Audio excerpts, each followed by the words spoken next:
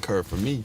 I was down in Miami a couple months ago, and I was hanging out with Michael Chandler. And Michael Chandler is he's a multi-time Bellator champion, and he has some big fights at the UFC. He's a tough fella, he's a tough guy, and very talented, very nice guy. I like the guy. And Michael and I I had a Rolls Royce Phantom down there. We were hanging out in the back of the Phantom, just like you and I hanging out back here in a Rolls Royce right now. It's becoming a habit of mine. Yeah. It's becoming a habit of mine. You can tell by my Rolls Royce. You're a smart lady's choice. Yeah, you know what I'm saying? Michael and I were saying, he said that he was spent 12 years at Bellator, and he was a champion multiple times, 3-time champion in his weight division. And he made a comment. He's like, people talk like you're an overnight success, like you get all this fame and money and success just happens accidentally or some shit.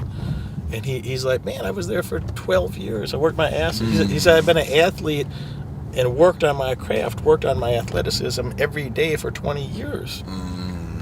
Every day for 20 years, he said he worked to get those results, And then every day for 20 years. That's what he said. Yeah.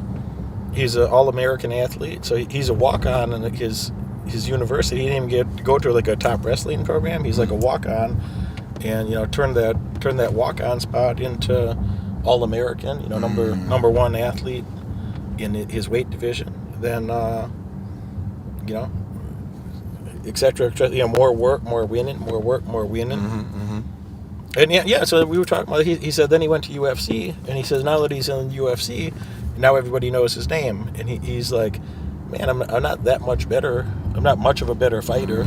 So I'm not much more fit than I was a year ago, et cetera, et cetera. And he's like, 1 year in the UFC because of the brand name power, like now everybody knows my name.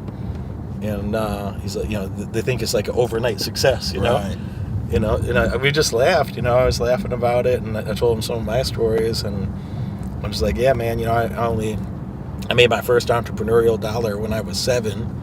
Now I'm 42. Right. So, it only took me 35 years to build myself, to have the knowledge that I have and the social network that I have and the financial resources, intellectual resources, social resources. It just took more than a third of a century. That's all. Yeah.